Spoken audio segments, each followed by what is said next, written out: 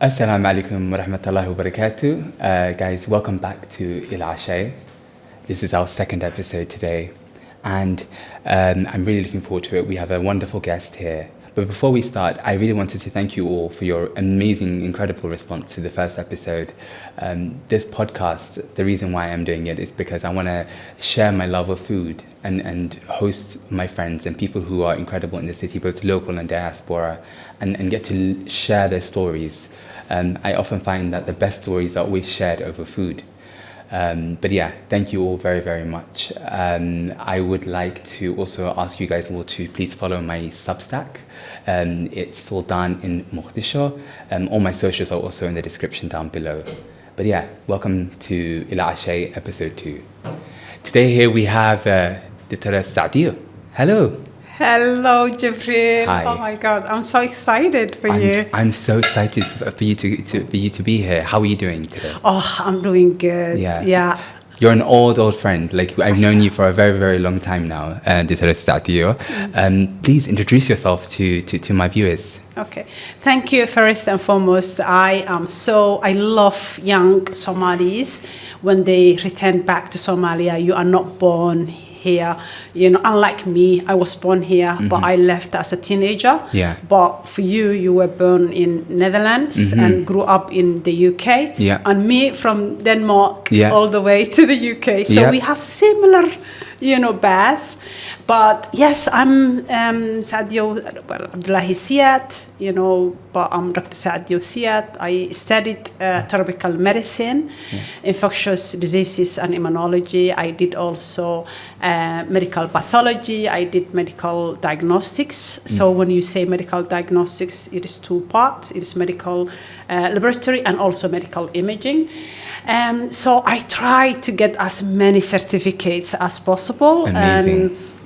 2011, I returned back to Somalia to prepare my journey here. Yeah, and you've been here since, right? You've been here. No, okay. I returned back home in the UK. I still live in the UK, so that's home. Yeah. Somalia is like another home. Yes. And so, I was up and down until 2015. That's when I returned and got my kids here.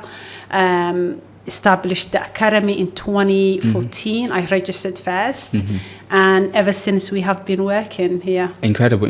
And we met in 2018, I think it was, when I first came. Yeah. And at that time, you were running Hano Academy, which is like literally on the same road as me. Yeah. And we had a mutual friend who was staying with you at the time, who's teaching at your academy. Yeah. And we've been really good friends ever since. You do incredible work here. Sadiya, you've impacted so many lives in terms of vocational and technical education, really bringing TVET into Somalia, because that's such a huge skills shortage in this country, and the fact that you decided you want to set up a technical vocational education institution here in Somalia. What made you want to do that? Where did you see the gap in that? That's a brilliant question. Honestly, at the beginning, I had no plans to, establish Hano Academy or work in vocational and technical education. I always wanted to get an education. Unlike many people, when the war was happening, I was still a child, and I never had enough education. But I was so hungry for an education, so I started praying to God to give me a second chance in life. At the time, other people were worrying about what to eat or to die. My biggest worry is how can I get an education? Absolutely. And my prayers took me to Kenya, where I was a refugee. So remember, in Somalia, your parents when you No, I actually had a family reunion. Okay. And so I was an IDP, then went to the Kenya, then Denmark. Okay. And the first day I remember when I first met my social worker in Denmark was when will I start to go to school and learn Danish language and get an education. Wow. And my social worker thought that I couldn't understand English, so we were speaking English. So she returned to the translator. Her name was Fatima, and said, like, can you please say that in Somali? What can I do for her? Yeah. Oh, that is so good. So from a very young age, you've always loved education, and I can definitely see that, because I came to your now it's a technical university, but we'll get into that later. But I came to Hano, and because I haven't been there for a very long time, it's been such a huge growth. There's such a huge hunger for TVET, or technical vocational education in Somalia, and you're filling that gap. So kudos to you. It's absolutely incredible. But welcome to Ila Cashee. Thank you. Ila Cashee, and this is not the first time we had Asha together. We've had many food, we have had many meals together. But today you, because the whole concept of Ila Cashee is that my guests can choose, or they can hint towards something that they like to eat. Yeah. Right? And what you chose, Dr. Sadiyo, is something British. Yeah. You said to me, when I asked you, you said something British, because I think maybe you're feeling a bit homesick, maybe, I don't know. Yeah. So what I did today, I mean, we were supposed to do this podcast yesterday. I'm not, the viewers are not supposed to know this, but you were supposed to do this yesterday, and yesterday was Sunday. So I was going to do a Sunday roast, but we're going to do a Monday roast. Okay. Yeah? Changing. We're having it. So we'll do a Monday roast today, and then on the menu, what we have today is some Somali-style British roast. So, for example, a roasted lamb, some roasted potatoes, cauliflower, broccoli, cheese. We've got some honey roasted carrots, some Yorkshire puddings that I kind of butchered a little bit. Yeah. Don't judge me. And also some braised cabbage. That's what we've got on the menu. So we're gonna eat now. I'll bring the food out. Yeah. And we can talk more about over food. Yes, of course. I'm so excited. Eating British dish is Absolutely. Reminds me a little bit home. Absolutely. So thank you. Yeah. So let me bring the food out. Thank you. Okay.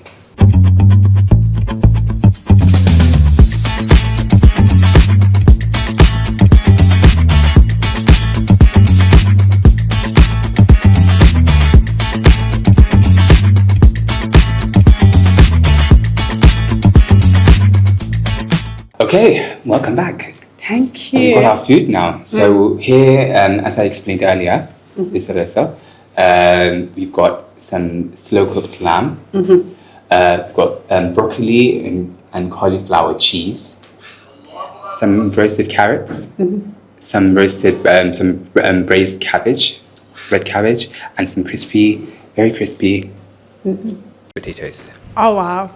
Yeah, to eat it in Mogadishu, right? That's crazy. Roast potatoes, I think, are the most important part of a roast. What do you think? Yeah, well, yes, that you can say it, but I love the meat as well. You love the meat? Okay. Yeah. I can literally just have the potato and gravy. Really? I'm set for. Wow. Okay, let's eat. Please, kukura. Yeah, please. I'll serve you. Yeah. Do you cook usually? Oh gosh, yes, I have to cook because I'm a mom. Okay, are your kids here? Yeah, but no, my kids are not here. They are in the UK. But other than that, what can I say? Yeah, that's maybe too big. Is it? Okay. Is it? Try to eat as much as you can. Yeah. Some potatoes? Yes, please. I cook because I have to. Yeah. But when I'm in Somalia, I don't cook because I stay in my mom's house. Yeah. And I'm working all day. I eat also once a day. Right. Once a day? How comes? Why do you eat? I don't know. Since my mom passed away and she was gone a lot in Haristo 3 years ago. Somehow my diet has changed. Yeah. So I'm not hungry in the mornings and I don't eat at night. Okay. So, and I don't want to eat when I'm not hungry. Okay. Basically. So so what I do is just keep, what is it called? The routine and eat less. Okay, so what do you have lunch? I have big lunch. You have a nice lunch. Yeah. Okay, yeah. and what is your lunch usually?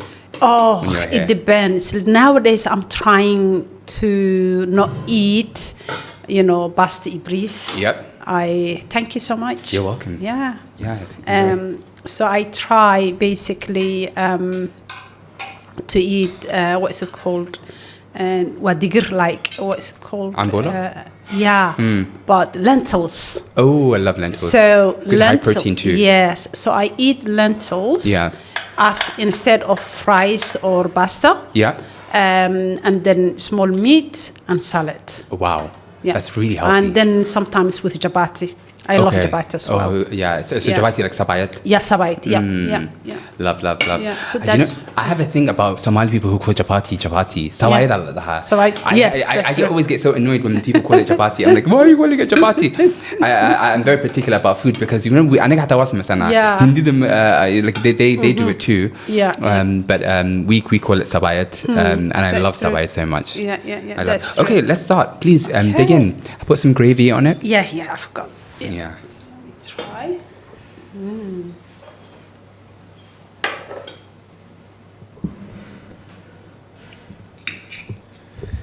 I'm just excited for the potatoes. Here you go. Bismillah, sorry. I didn't even say Bismillah. Yeah. Wow, it looks so amazing. I can't wait. Tuck in.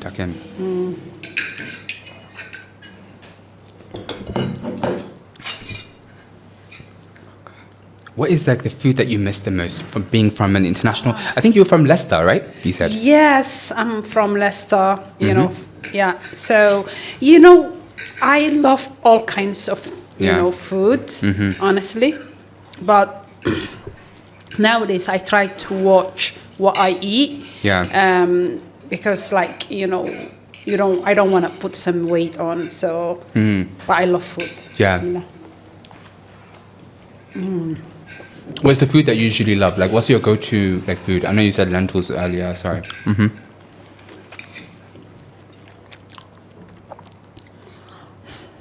I love any kind of food. Honestly. I love comfort food. Food that like is like nostalgic, that you have memories over. Yeah. Yeah. So like school dinners for me were very much a comfort meal. Yeah. And also things that my mum makes, of course, always. Oh. Yeah. Like Hoy makes the best hilib. Like this hilib, she makes the best one. Wow. And we always have it for like family dinners and stuff. So what do you think of the food? I like to cook like garab. Like this. Oh, my children, they love that. Yeah. How's the food? You enjoying it? Yeah. So you haven't eaten all day today? No. Because of you. I'm so sorry. I'm so sorry. I'm okay. I was busy with work, so and I wasn't that crazily hungry either. Okay. So. But then, do you usually have like a snack or something, or like you drink tea or coffee whilst you're? Nope. No. No tea, no coffee, nothing. Wow, that's some discipline right there. But.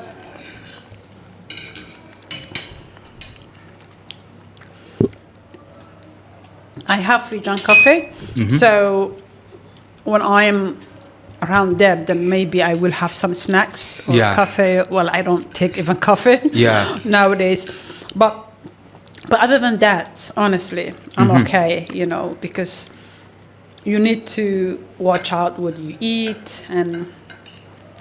Yeah, you do. Tell me about Fijan coffee, because I think I told you the other day when I came to your office, I want to do a bakery here in Hammer. So tell me about Fijan coffee and how that came about, because you have a cafe that's attached to the university. Yeah. So Fijan Cafe used to be Montessori Hospitality and Catering. Yeah. So the idea I had at the beginning was to have a kitchen, community kitchen. Right. So we have the academy where we train young people, like for hospitality and catering, like cookery, like chefs, waitress, barist, all that kind of trainings. So we wanted somewhere where we generate an income, but also our students, they will get some practical skills as well. Okay. So that's how it all came. And now we are actually doing it as franchise, and Okay. it's a social enterprise. So it's very Amazing. exciting. Amazing. So when you say franchise, like you want to take it across the different branches in the city and nationwide, maybe? Yeah. And not only that, the concept I have is that there are a lot of people who have money, but they don't want to like be slave for Absolutely. their money, but they are passionate about food, they're passionate about creating jobs, they really want to give back. And then the cities that their grandparent came from or their neighborhood, we can open it, Right. and we run everything. And then what we have also done, that is for the, anyone who wanted to invest in the community. For our graduates who finished Hano Academy and wants, to be part of this initiative, what we do is that they go through the training first. After the training, then they get internship and work experience, where we give them mentorship and coaching. And then if they are good, they will get a job at Fijan Cafe. And then after that, the fourth one is that we have Tijaro Microfinance. It's a microfinancing company where they can get loan. And then they will be shareholders, and then we give them shares. That's so their amazing. salary, they will pay the loan that they took. Okay. So it's amazing concept that we built, and alhamdulillah, we are starting. We have 2 locations here and then 1 location in Halane. Okay. Your location in Hamad is in Banaadir, right? Yes. It's in Banaadir. How else can I describe it? It is. The road is called TikTok Street. Because we build ourselves, and young Somalis used to come and the TikTok was new at the time. We finished to build the road. So people call TikTok Street, but it is like, if I describe it very well, it is like Isgoisk Banaadir, like, and you turn right towards Dikfer Hospital, not the first left, where like Isman Adus, Grashkis used to be. It is the second left. So you turn left and you go straight, and you will see, like big road, and we are right-hand side. It's not too hard to find. It's in a perfect location. And coincidentally, that's the first street that I lived in when I was in Hamar. I lived in the apartment on that same street, and that's how we met. And I was just so impressed when I first met you, because you were doing so many things. And Hamar is not an easy place to come and set up anything. I think I'm finding out right now, setting up my own business, it can be very challenging, but it can be very rewarding. Right?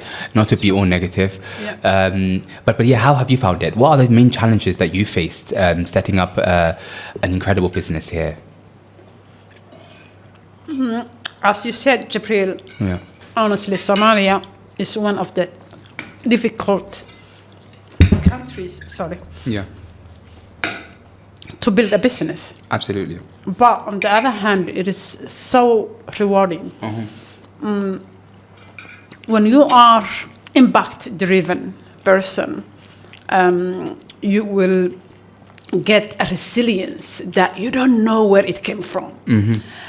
So when people say no to me, I literally take K and put in front of the N and then W in front of after the O.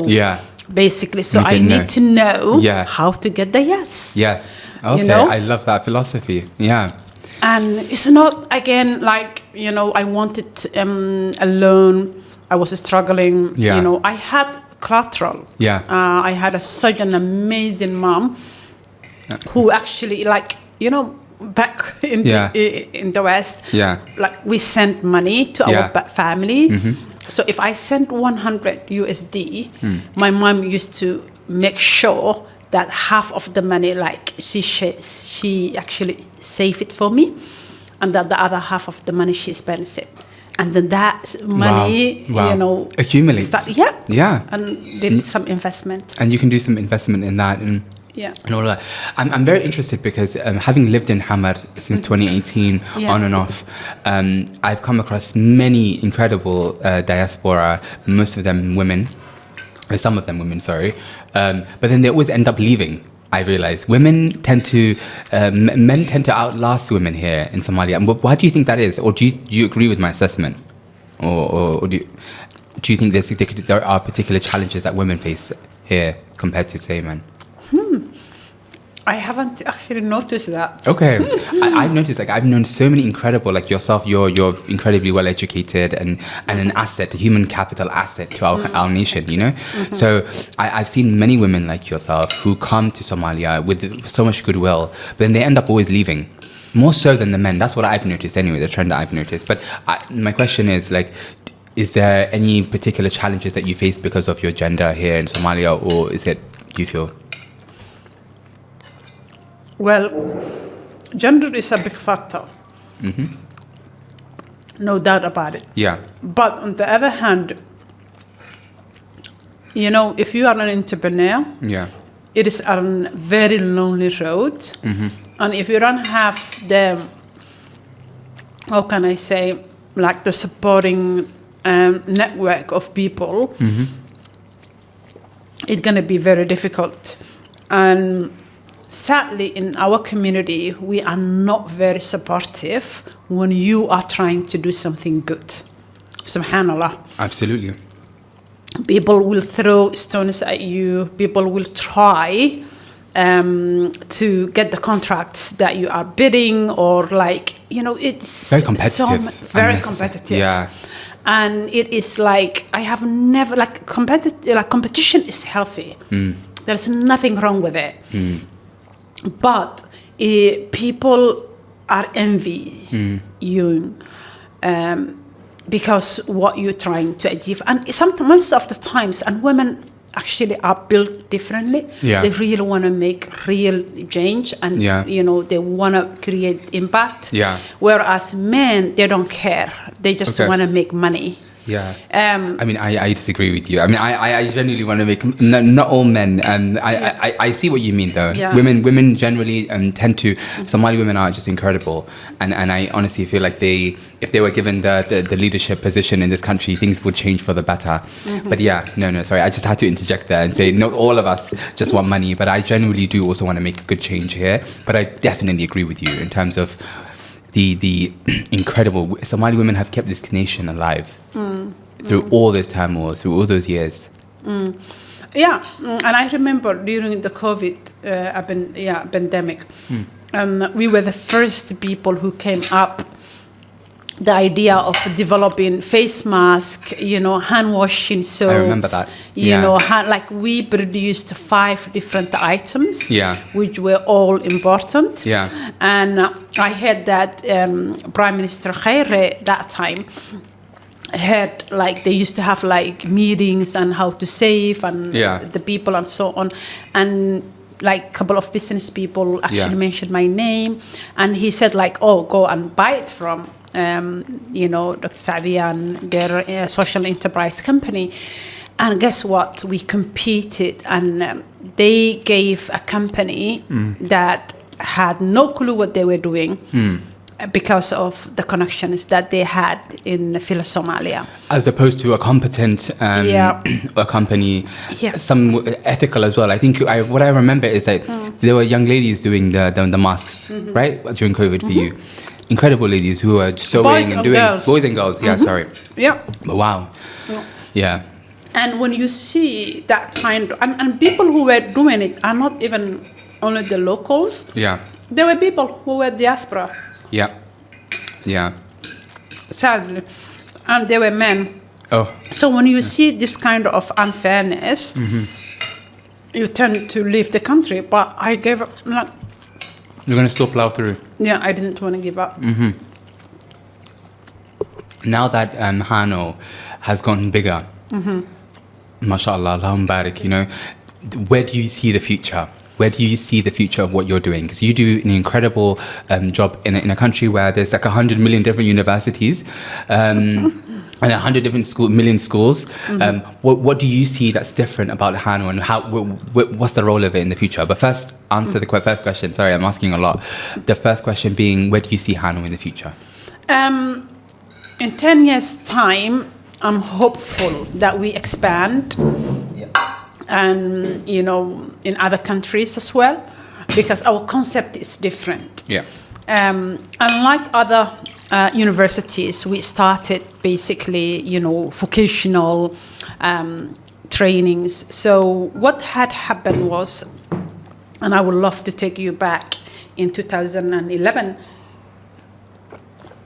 my family were still in refugee camp in the Dab in Kenya. In 2011? Yeah, in 2011, yep. So I asked my mom and my other family members to come to Nairobi and meet my children for the first time. They were young. Yeah. And what I have done was I straight came to Mogadishu. Yeah. And that time I wanted to build a hospital. Right. And then while I was finding the place and doing the plan behind the scene, right, I was also doing charitable work. And it was through that charitable work that I discovered the need of, number one, library. Yeah. And secondly, vocational, technical and vocational training. So, and job creation. And also another thing was professional development courses and training, just a way to train. Absolutely. That's amazing. Teachers. So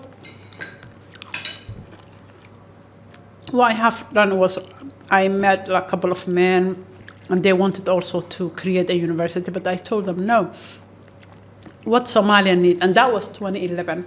Yeah. Is academic progression and polytechnic academy. Absolutely. For me, they were saying yes, that's true, blah, blah, blah. And then I was very serious. At the time, there was no free, WhatsApp calls or so on. You have to buy a card. Okay. I remember Hoy sending me out to buy those little call cards. Yeah. Oh, how much I hated going to them. Yeah. Yeah. I used to use that. Yeah. So, and then, well, I have realized is that, and then every year I was coming. Yeah. So towards the end, when not only was coming, I was doing the research called 3 E's. Okay. Empowerment. Yep. Because you need to empower people, education, and employment. Wow. Those are the 3 E's. Yeah, the 3 E's. And that became our framework, our roadmap. Yeah. And then looking back, I can connect the dots. But while I was doing, I just want to do something I just said okay, you build a hospital, but you don't have the manpower. Right. What would you do? Right. You see? So that was what I wanted to do at the beginning. And then I realized that I was one woman show. And then I said okay, I have the choice now. I finished my studies. I have been at university for 10 years. I done my undergraduate. I done my first master's. I did my BG. Number 3 was PhD. Your then PhD. Then I done my second master's degree, and then I done my BGD. So I was you know what, 10 years of university is enough. Before that, I started school at the 9th grade, then all the way to college. And then started my education. That was back in Denmark, and then came to the UK. And then all of my, other education is for 10 years. It's a long time. So all I wanted was okay, if I don't go to Somalia now, I will never look back. The only time I will go is just for holiday, because my children will never have the appetite, and they will be big enough to say no to me. Absolutely. While They'll be they're no. young. Yeah, but you're I'm going to force you to go now. Yeah, you're going to go. Yeah. And they can't say no to me while they are young. Now they're big, they can say no. Absolutely. So I just, at the beginning, I wanted to make it, UK accredited institution. Yeah.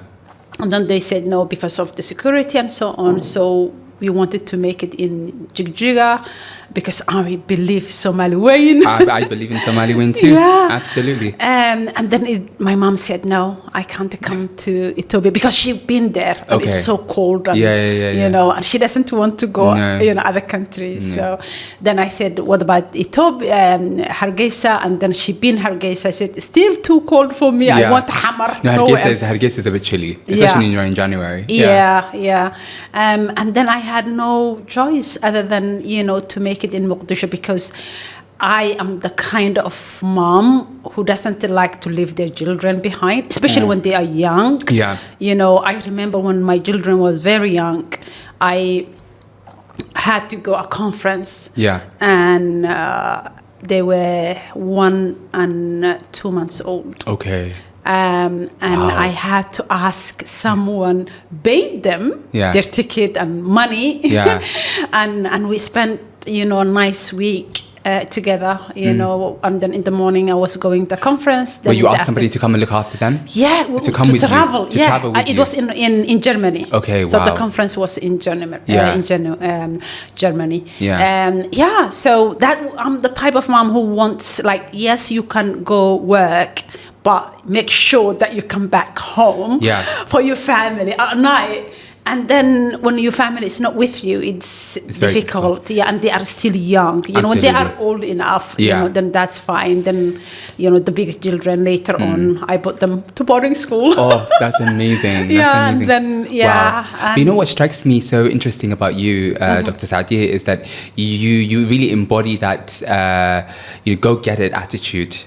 You don't wait for anybody. The fact that your children, you said one was 1 month and one was like a year or something, that's crazy. You're still like, I'm gonna go and do it, and as you should. Like you've done such an incredible amount of work here in this country, and you've impacted a lot of people. I've seen firsthand. What is your advice to people who want to come and move to Mogadishu or anywhere in Somalia? What would you say to them?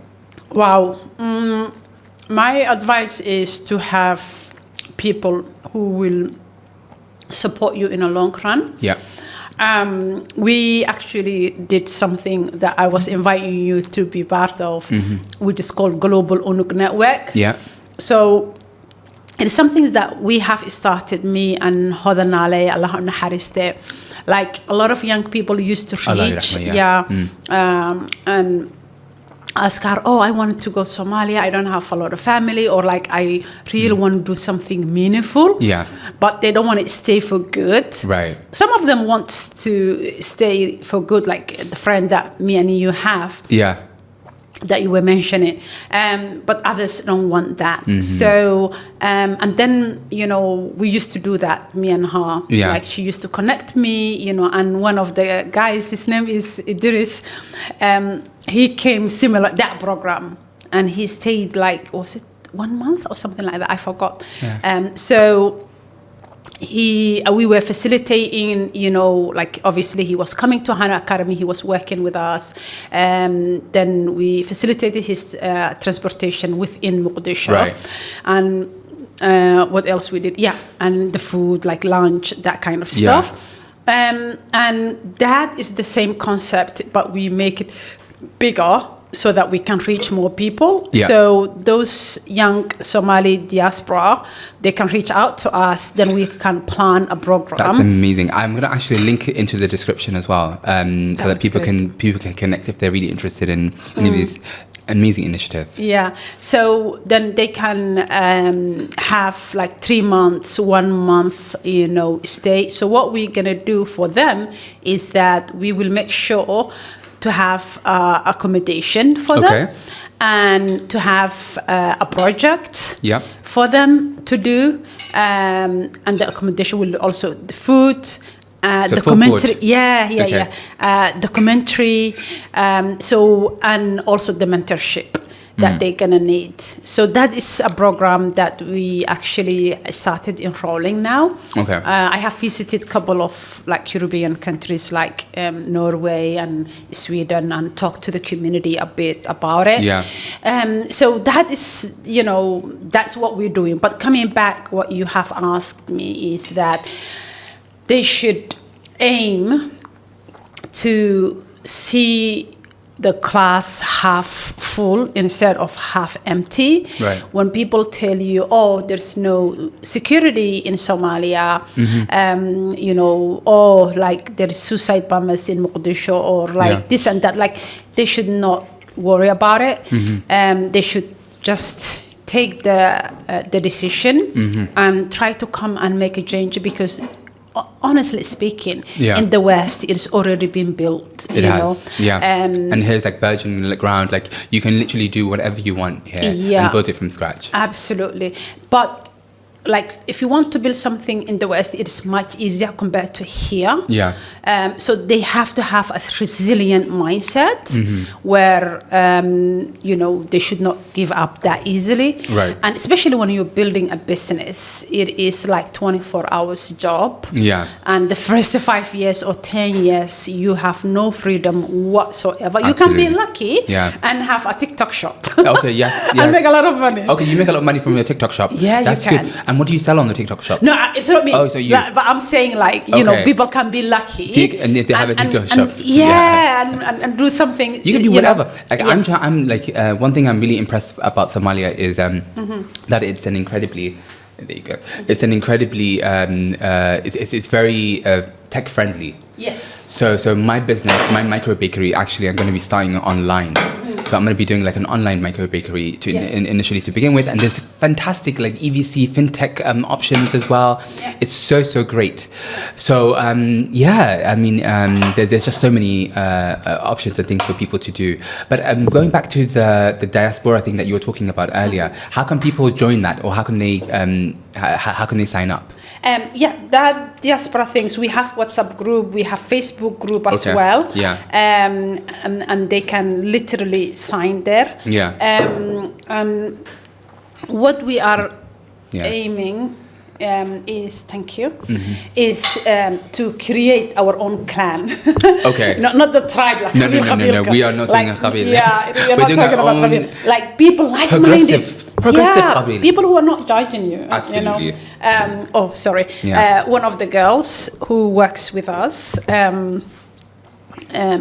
like she's Somali Canadian. And we were doing an STEM and what's it called, training session, or was it like mentoring session? And then she came without her scarf. And we were helping only Somali girls. And a lot of men saw her. And they were like, oh my God, like you should tell her to cover her hair. You should do this and that. And I was like, chill, she's a young girl. Why do people care so much? She didn't even have like a picture with a hair scarf. But so what? Why do you need to judge her? Like she gave her time, her knowledge, she wants to give back. She gave her heart. And that's the only thing that people, I mean, that there's a whole conversation around that, and like people's freedom of choice. And sometimes that's very, very difficult. Absolutely. And people just don't understand choices. And if you don't have anything nice to say, just don't say it. Just don't. like, and if you want to say it, like, get to know the person first. Exactly. Unastahay ba'dan. Absolutely. Absolutely. But don't just like, you're gonna make them to hate the culture and the religion altogether. But so that's what I mean. Like, like we all seen it worse than that. Like, people drink, do drugs and all of that. Absolutely. Even live the Islam. So like while you have bigger people kill other people. Absolutely. Which is so against our religion. It is. But being obsessed with something so small and criticizing for our young people, especially like those people that we real. And she was born and grew up in Canada. Okay. She have never seen in Africa or Somalia. You know, so that is what I'm trying to protect. And give them, like, you know, you can't give them, you know, a shed for the rest of your life or their life. But you can at least create an environment where they feel safe. Absolutely, yeah, and I'm really happy to hear that people have that safe space with you, and if any of our viewers are watching, they can. I'll definitely connect all of like the details for this in the description below, so that if anyone's interested and they want to work with incredible people like Dr. Sadiyo, they have that opportunity, and it doesn't matter. You know, we all come in different, different ways. We're very diverse as a nation, whether we're in the diaspora or even locally. It's just about giving back and really contributing. Absolutely. Yeah. It's all about giving back. And, you know, there's two things that happened to me. It is the same thing, but it happened to me in Denmark and in the UK. And oddly, my friends, they were Danish, the first group, and they were saying like, oh yeah, this nice building and roads and all of that, it is our forefathers who built this. Absolutely. You know, and then I said, oh yes, that's true. You know, nothing wrong with that, but or fighting against each other, or fighting the next qabil, doing some madness. And then in the UK, I remember it was our first year of uni. And in Victoria Park, near the library of University of Leicester, that's where I get my education there. We were sitting there, we were doing revisions. So we took a break. And it was nice, lovely weather. And you know, in Britain, when nice weather is there and you have a park, everybody wants to be there. Absolutely. And this guy, you know, who we were doing in medical genetics modules, we were doing together. He just said like, we started talking about this racist guy. He was a professor, you know, who said like African people came from apes. Oh yeah, very bad guy. That's biology. Okay. So you do meet those characters. So that's how it started, and then it ended up like saying all of this amazing stuff is being built our forefathers. Right. And I was like, you know, that's true. I heard this before. You know. It's crazy. So for me, it is like, I want, you know, our great children, not to say like our great grandparents never done anything, and especially for us who had the privilege to go to Europe or North America or, you know, in the West anyway, who get the privilege and the opportunity to get an education, to get opportunity to live there, work there, you know. Like, absolutely, it is, you know, time to say thank you, God, alhamdulillah. Especially me, I had dreams, I had goals when I was young. Absolutely. And I prayed to Allah subhanahu wa ta'ala. If I get the opportunity to get an education, I promised Allah subhanahu wa ta'ala that I will come back to Somalia and be part of rebuilding Somalia. Amazing. And look, and now you've fulfilled that promise, like to yourself and to Allah as well. Like you've got that education, you've got those skills, and now you said, let me come back here. And it's not easy. You know how difficult it is here, but it's also very rewarding. And I think you said something earlier that was very important, Dr. Sadiyo. You said, like, if we don't build it, who else is gonna, right? Absolutely. Nobody else is gonna be here to build all those things. So people with skills and people with education, or people with ideas, thinkers. You don't have to have a formal education to come back. If you have an idea and that you think would work here, come here and bring it. You know, I'm really very much against this idea that only people with formal education. There are dreamers and thinkers, you know, from all different backgrounds who can come here and really contribute. So, absolutely. And as you said before, it is all about, you know, wanting to give back. Absolutely. You know, when one door closed, million other doors will be They opened do. for you. They do.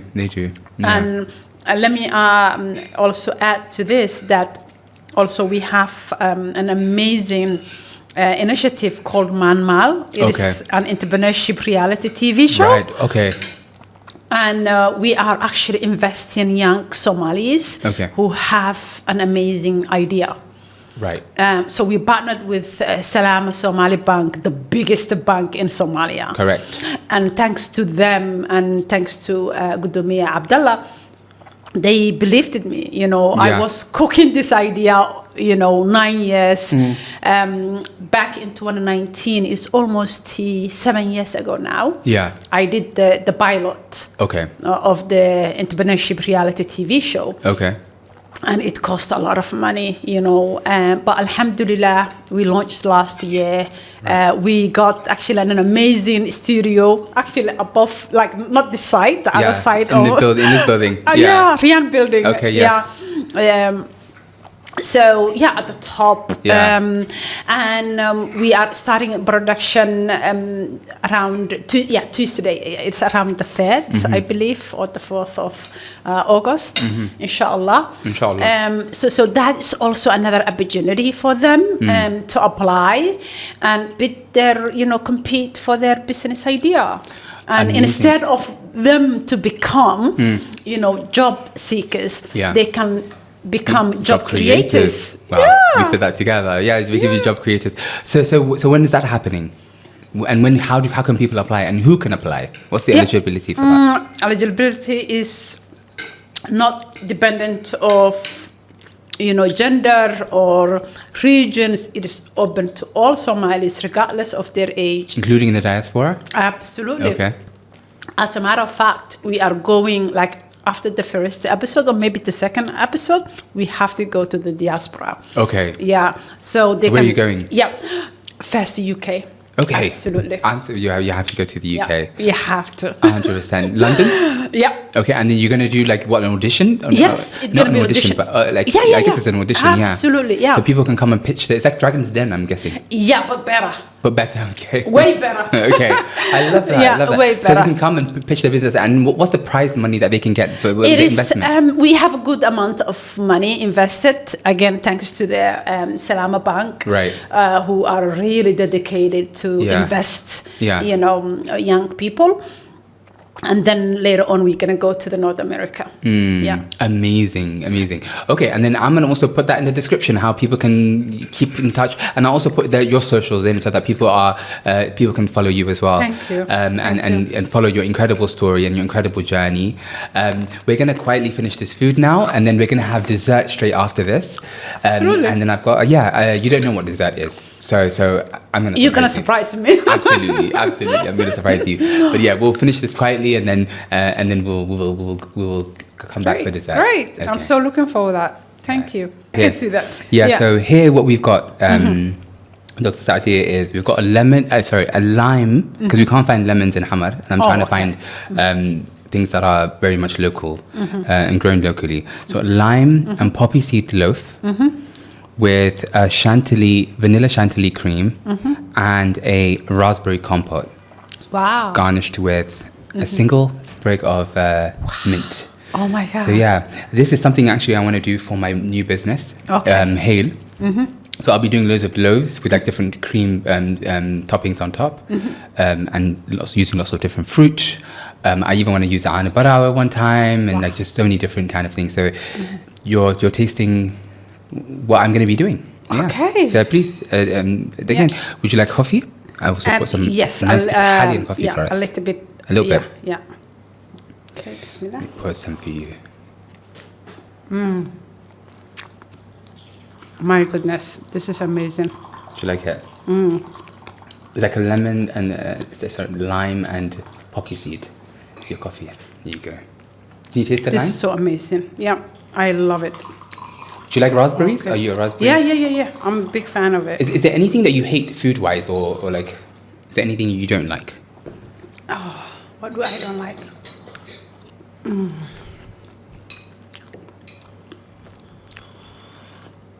There's nothing I don't like. Really? Okay. I'm a very easy person when it comes to food. I'm okay cooking it. I wouldn't say like I am like amazing cook. But Okay. if you ask my children, they Yeah, will say they say my you- mom, oh mom, The best. Because Yeah, it's what we you grew miss- up with. Like my mom's not the most enthusiastic cook nowadays, especially now because we're older. Wow. So, like when we were younger, she would cook the most amazing food. She's gonna watch this and she's gonna say, Jibril, Yeah. what am I? But yeah, no, absolutely, No, absolutely. the thing is, like, I make sure that there is a hot, delicious meal for the kids. Yeah. And that is the tradition, and then sit down and eat. When children get older, then everybody else can go to the kitchen and they can fetch themselves. Yeah. But to have that, tradition is great, and especially when I come home and they say, "Mom, oh, finally you are home," and Can you make my favorite rice or pasta? or lasagna, or like shepherd's pie or something. Ooh, I love a shepherd's pie. Yeah. It's just, those small like easy food. Would you say you're a foodie? Would you describe yourself as a foodie, or you're just like, I don't mind what I eat? No, I don't mind. I can eat like fast food and I can be okay. But at least to have one meal a day is good. But food is very important. It's very important. And that's what brings people together. So this is what I love about you, your broadcast. Ila Cashee, where's the Cashee in it? I don't think there is this kind of broadcast, Somalis, Especially No. coming from Somalia, like Yeah, we're doing it yeah. here. I mean, I could have done it in London when I was there, but it just doesn't hit the same.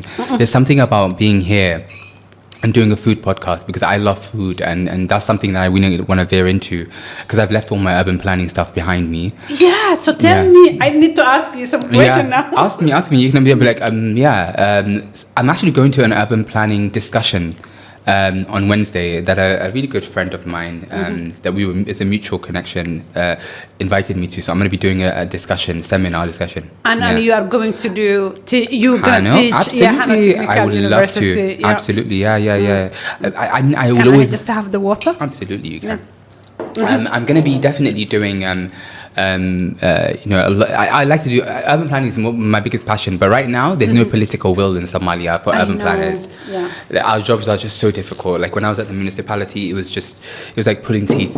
The city definitely needs urban planning, but it needs the right leadership for it to be done. And right now, I think there are other priorities, and rightfully so, maybe. But I think urban planning, it's such an important part of development. If you don't do it now, we're going to have like the biggest shanty town in the world, and not just a shanty, but an unequal city. We're going to have an incredibly there's Tabakyo, or millions of dollars, Jogo, and then there's like people who are living destitute and being left behind. So urban planning really bridges that gap for everyone and ensures that everybody has a equitable space to live. Whenever I talk about things like everyone has a right to the city, women have a right to the city, disabled people have a right to the city, poor people have a right to the city. Yeah. I really mean it. But people always just laugh at me. They're like, that's not our priority right now. We've got 100 million things to focus on in Somalia. And I'm like, sometimes, okay. But urban planning is important too. Sorry, I had to go on my urban planning rant. You started it. Yeah. I know, because, at the Hanoi Technical University, we are teaching architecture and, and some of the modules architectural technology, actually. Yeah. So we are utilizing technology a lot. And urban planning, we made it one of the key modules, and being said that, I understand where you're coming from, because in Mogadishu, look at it, look like when we first met, 8 years ago, it's when you say it out loud, yeah. Things are changing, and for the West, the city is not getting better because there is no political will to actually change anything on the ground. The cities, and why I say it's getting worse, Dr. Sadiyo, is because more and more people are coming into the city, and the city is unplanned. Yeah.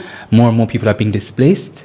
More like it's just a lot of things going on. And yes, the government also has a capacity issue. The government can't do everything. We don't have that. No. We don't have international money, but we need what we can have is political will to actually change something. Yeah.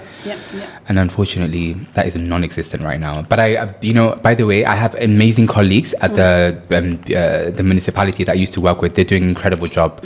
And yeah, it's not entirely just the entire government. Yeah. If you know what I mean. I'm very hopeful, honestly, for the future of Somalia. Yeah, we wouldn't be here otherwise. Yeah, absolutely. You know, the future is bright. People actually love their country. Sometimes I don't know how much they love. Especially, it irritates me when somebody get a bottle of water and they finish drinking and then they throw in the streets. It's like, oh my God, why are you doing? Yeah. You know, and they look at me like crazy women. Like, what are you talking about? Yeah.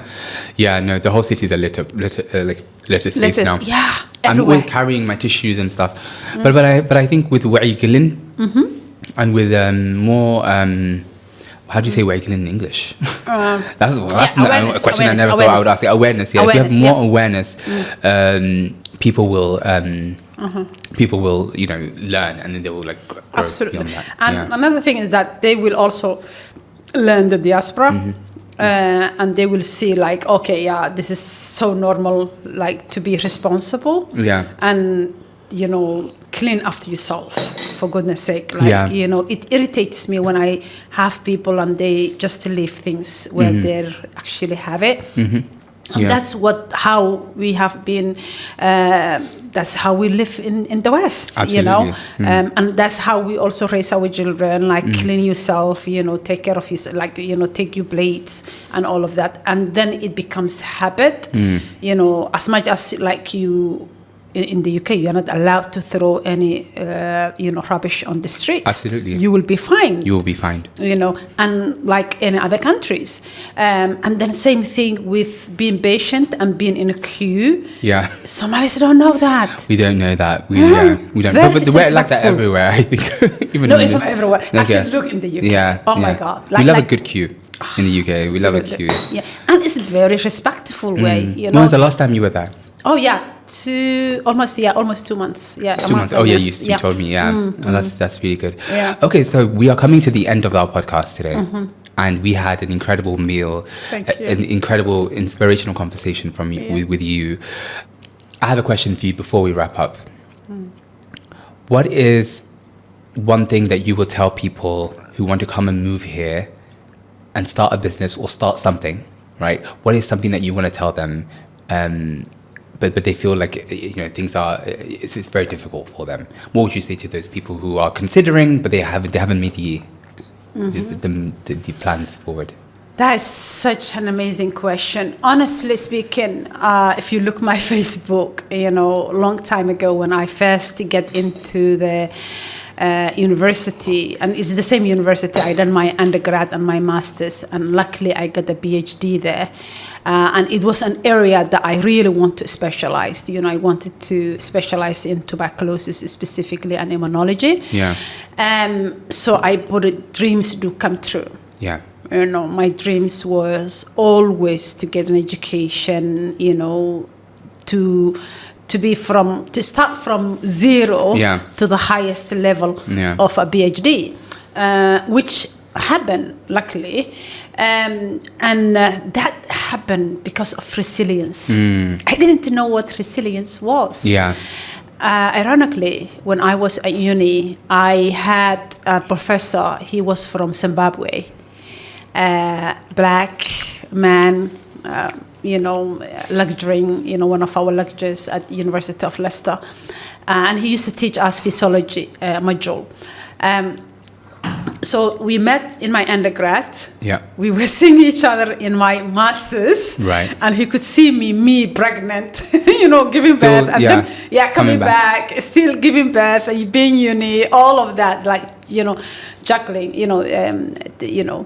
and then when I did my PhD, we happened to park our cars same neighborhood, and then we used to take the same walk at the University of Leicester, it is massive campus, and then near it there is a big Victoria Park. Wow. You know, there. And we used to take that road. Imagine spending 10 years of my life. What a lovely place there. So we used to actually go together. So one specific day, we happened to live together. Like finished work late in the afternoon. And then when we were walking, he said, he gave me the best advice ever. And it was like, he told me his challenge, you know?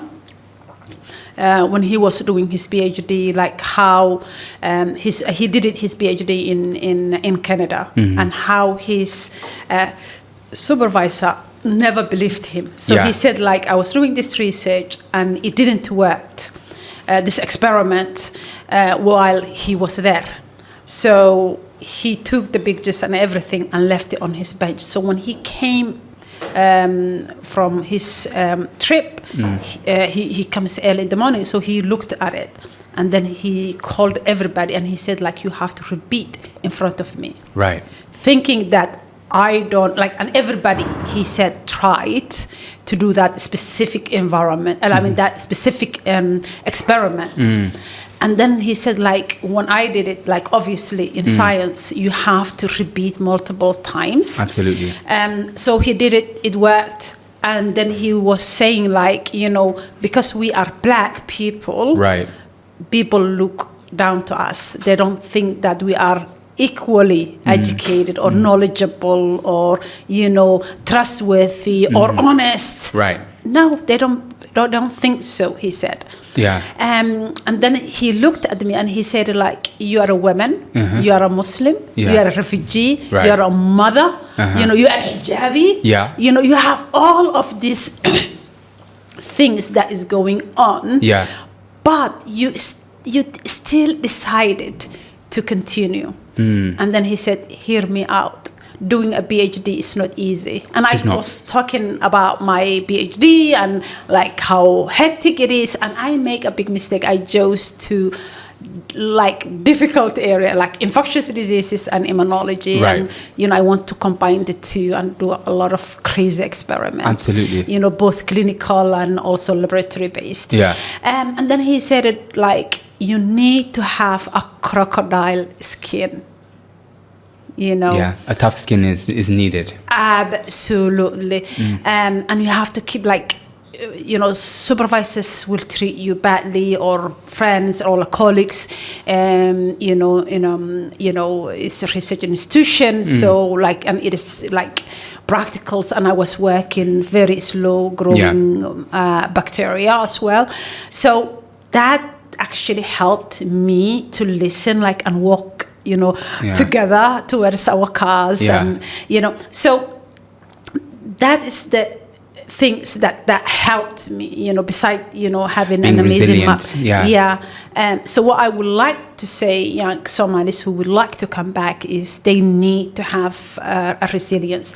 Crocodile skin. Absolutely. Have a crocodile skin. Do not take no for an answer. Absolutely. Absolutely. We cannot take for an answer. We need to be, you know, thoughtful of what we are aiming to do. And also know that nothing comes at ease. But on the other hand, like, when so many hits of difficulties, and I call road bumps, you know, when you get it, it is like you get slapped in the face. Absolutely. Left and right, and sometimes even at the middle of your face. You do. But you have to say Alhamdulillah, because, you know, with hardship ease comes. So that's what Allah subhanahu wa ta'ala said to us. Absolutely. You know. So with the hardship is actually with it. Comes ease. Absolutely. So all they need is to believe what they want to do. If they want to stay here and work, you know, and find a job, that's fine. But they have to be, you know, resilient about it. We have also a company called Khibrat Recruitment Agency. We built the first recruitment agency. Yes, because, I saw. I went the other day. Yeah, Amazing. because in Somalia, like, you know, it is like Khabil Ba Shaqa Kugenai, which is very ugly thing. So we Very we archaic. we want That's not to how a change modern that. society works. So having that's incredible. Yeah. Congratulations on that, because Thank we need there's a lot of youth who don't have the connections Yeah. to get jobs through Qabil, you know. Yeah. So having a recruitment agency support them and tailor their CVs and what their backgrounds are to finding a job, that's absolutely amazing. If I can also add, I think let's help each other. I think like you mentioned earlier in the beginning, there's so much competition, and because there's such a scarcity mentality in Somalia that people are always constantly competing. Yeah. We actually achieve a lot more when we are together and we are supporting each other. So when I come to you and I say to you, hey, I would love to teach at your university, or if you know, if or you come and come to Fijan Cafe, or come to Fijan, and we have an amazing spaces, and then you can sell it. Absolutely, you know. I would love to. I saw Fijan; it was amazing. Your isn't bakeries, it? Right in the center of town as well. Yeah. But yeah, like we all have to help each other. Like when I first came, I was helped by you. I was helped by Dr. Hardan Ali, who I got my first job with, and she helped me out massively. I was helped by so many people, so I wouldn't be here today if it wasn't for others. So I want to return that favor for a lot of people, and I think that's a perfect note to kind of end our podcast today. Absolutely. Thank you so much for coming. Thank you. Really appreciate it. But yes, and inshallah we're gonna have many more dinners. Just absolutely, again, I said this last week, but with less lights and cameras. But yeah, I just want to tell my viewers, thank you very much for tuning in. Next week we're going to have two incredible guests as part of a film magazine collective called Banaadir, based here in Mogadishu. So we're going to have them both come here. They're both incredible local guys who are making things work. And I went to a film premiere the other day, which they organized. So, and I also just want to remind you guys, please follow my Substack, Sultan in Mogadishu, where I'll be sharing behind the scenes, some recipes sometimes, or all things food based in Hamar. And also follow my Instagram as well, Sultan _. But yeah, really appreciate it. Thank you very much, guys. And until next week. Thank you.